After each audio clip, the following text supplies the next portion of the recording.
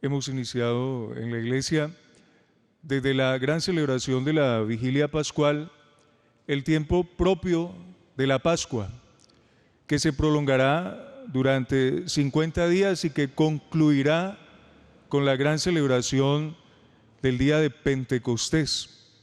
Durante todos estos 50 días, los creyentes tendremos la oportunidad grandiosa de poder acercarnos para experimentar toda la fuerza y la vida que nos trae Jesús resucitado.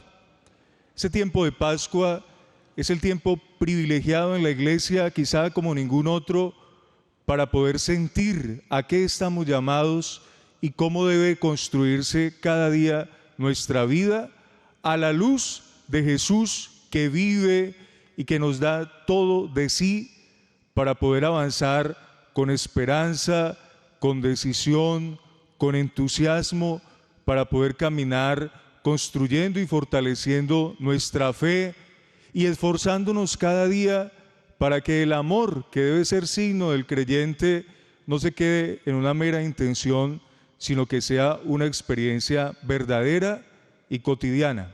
Estamos en ese tiempo de la Pascua.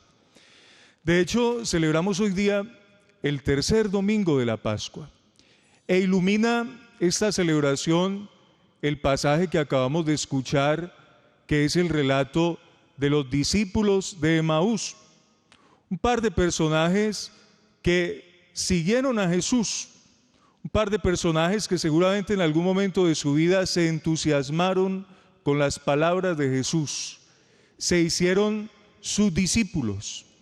Y el relato nos muestra cómo ese día de la resurrección, sin que ellos estén enterados propiamente del hecho, deciden devolverse a su lugar de origen, sin ilusión, sin esperanza, sin entusiasmo, quizá con el corazón oprimido, tristes, porque todo aquello que habían escuchado y aquel de quien lo habían escuchado ya no está con ellos. Así que el relato empieza hablándonos de eso. El texto comienza diciéndonos: el mismo día, primer día de la semana, dos de los discípulos se dirigían a un pueblo llamado Emaús. Y mientras caminan hacia su lugar de origen, van hablando de todo lo que han experimentado y han vivido, de todo lo que les ha ocurrido. Van hablando quizá con desesperación porque la ilusión, la esperanza se ha visto aminorada. El texto nos dice que mientras hablaban, de repente aparece Jesús en persona, sin que ellos sepan quién es, y les pregunta qué es lo que vienen conversando por el camino. Ellos se sorprenden porque el acontecimiento que ha ocurrido en Jerusalén ha llegado a oídos de todos. Todo el mundo se ha enterado de que han crucificado al Maestro, a aquel que hablaba y cautivaba el corazón y aquel que hacía prodigios para todos, especialmente para los que más sufrían. Esa noticia indudablemente impregnó la realidad de la ciudad. Así que cuando se ven interrogados sobre qué es lo que vienen hablando por el camino, los discípulos dicen: ¿acaso eres tú el único que no se ha enterado de lo que ha sucedido en Jerusalén? ¿Y qué pasó?, pregunta Jesús. Y ellos, a manera de resumen, tratan de contar qué fue lo que ocurrió. Así que la tarea de Jesús, todavía escondido a los ojos de estos discípulos, será ayudarles para que comprendan poco a poco el significado de esa realidad de muerte, de esa realidad de crucifixión que aún ellos no han entendido como camino de gloria y de vida. Es lo que hace Jesús. Y lo hace, según el texto del Evangelio, empezando a explicarles las Escrituras. Todo lo que ellos debían conocer y ahora deben profundizar para entender cuál había sido la promesa de Dios y qué es lo que deben esperar con lo que acaba de suceder. Para devolverles la esperanza, les explica las Escrituras, para borrar de su rostro, y más que de su rostro, de su corazón, la tristeza, el sinsabor, la desesperanza que ahora están ellos mismos experimentando. Sucede que el texto que hasta ahora nos ha traído acompañando a esos dos discípulos y a Jesús por el camino, tiene un segundo momento, y es cuando ya se acercan a la población a la que se dirigían, Emaús. El relato nos hace caer en la cuenta de que cuando ya van llegando a Emaús, está cayendo la tarde. Y entonces, muy sugerentemente, el mismo evangelista nos cuenta, Jesús hizo ademán de seguir adelante. Y ellos, al darse cuenta de que ya llega la noche y de que aquel compañero de camino quiere proseguir su ruta, deciden detenerlo para decirle, no conviene que vayas de noche, quédate con nosotros. Jesús accede. Y entonces, en ese segundo momento del Evangelio, aquello que Jesús había intentado explicar, ahora ellos no solo lo escucharán, sino que podrán verlo. El relato que nos ha venido pintando este evangelista nos dice, entró Jesús, se quedó con ellos, estando a la mesa, tomó el pan, pronunció la bendición, lo partió y se lo dio. Y al punto se les abrieron a ellos los ojos y lo reconocieron, pero desapareció de inmediato de su vista. Ese relato, si se quiere, que ha empezado con un camino de desesperanza y de desilusión, culmina ahora con una realidad en la cual estos discípulos descubren que Jesús está vivo, que en realidad ese destino que aparentemente era un destino de muerte y de final, ahora tiene un renacer para la vida plena. Eso los motiva a que de inmediato aquello que han vivido tenga que ser compartido. Ellos que habían acabado de recomendarle al forastero no seguir adelante en el camino, de inmediato se ponen en camino para regresar a Jerusalén y para poder encontrarse con los discípulos y contarles la experiencia que acaban de vivir.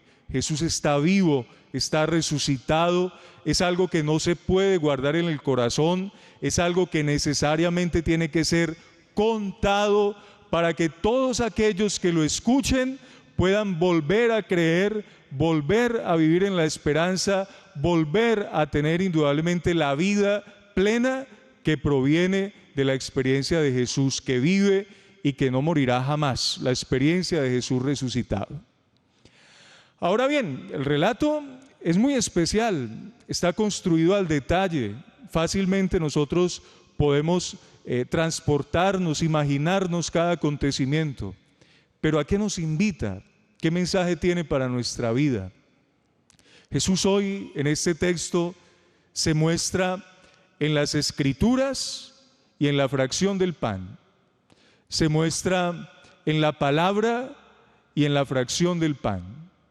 Oído, cada vez que celebramos la Eucaristía, se sucede para nosotros un nuevo camino de Emaús. Porque cada vez que tenemos la grandiosa oportunidad de celebrar la Eucaristía, Jesús se nos manifiesta como lo hizo aquella tarde con los dos discípulos de Emaús. Se nos muestra en la palabra y se nos muestra en su presencia eucarística en el altar. Son las dos maneras en las que Jesús se ha revelado en ese acontecimiento de Emaús. Y son las dos maneras en las que constantemente nos estamos encontrando con Jesús. Palabra y pan, Sagrada Escritura y Eucaristía es lo que encontramos al celebrar nosotros la Santa Misa. Se sucede en nosotros una nueva revelación de parte de Jesús para poder encontrarnos con Él, para poder sentir su presencia, para poder iluminar nuestra vida con su palabra y con el alimento que nos da fuerzas. Si se quiere, la palabra tiene una ventaja sobre la presencia eucarística. La palabra es dada para todos, los creyentes y los no creyentes, los que están cerca y los que no lo están tanto. La Eucaristía, la presencia de Jesús en el pan y el vino consagrado, en cambio, se da a aquellos que ya creen y que se acercan de corazón palpitante a Jesús resucitado. Por eso conviene que en este tercer domingo de la Pascua podamos comprender este mensaje que nos da el Evangelio como una invitación para que valoremos la celebración de la Eucaristía y para que sintamos que cada vez que participamos de la Santa Misa, a lo que en realidad vamos es a encontrarnos con Jesús. Cuando yo voy a la misa, voy a encontrarme con Jesús. ¿Y qué va a suceder en ese encuentro? Que Jesús me va a hablar, que su palabra que da vida va a iluminar mi vida y que después de hablarme, Jesús se me va a brindar como alimento para que acercándome a ese alimento pueda tener las fuerzas necesarias para recuperar todo lo que a mi vida le falta, de modo que pueda de verdad mostrar el amor y la asistencia de Dios permanentemente. Después de que los discípulos de Emaús se han encontrado con Jesús, la tristeza que traían, la desilusión que llevaban, la desesperanza que embargaba su corazón, desapareció. Jesús los restituye, Jesús les devuelve aquello que necesitan para vivir plenamente. Que no nos quepa duda de que cada vez que nos encontramos con Jesús en la Eucaristía, tenemos la posibilidad de poder encontrar todo aquello que falta a nuestra vida para que la vida sea plena.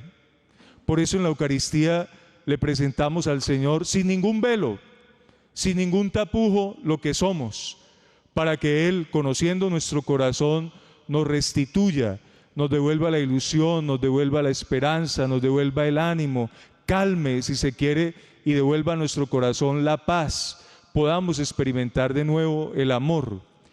Que no nos quepa duda entonces de que tenemos siempre una grandiosa oportunidad para volver a vivir plenamente. Esa oportunidad se llama Eucaristía, presencia de Jesús en su palabra y en su pan de vida y en su sangre, que indudablemente puede llevar a que nuestro corazón recupere la verdadera vida. Que esta celebración de hoy a nosotros nos motive para poder reflejar en lo que somos y en lo que hacemos esa experiencia de vida del Señor. Que podamos reflejarla donde quiera que estemos, en nuestra familia, en nuestro lugar de trabajo, en nuestro lugar de estudio, en la calle misma, donde en muchas oportunidades nos encontramos con tantas realidades de muerte, de desesperanza, de desilusión. Que los otros, al ver nuestro corazón, al ver la vida que llevamos muy cercana a Jesús, puedan también preguntarse qué es aquello que hace de nosotros heraldos de esa vida, qué es aquello que hace de nosotros que mostremos esa experiencia especial, y también ellos, motivados por nuestro testimonio, quieran encontrarse con Jesús resucitado. Que seamos entonces con nuestro testimonio portadores de esa realidad. Que así sea.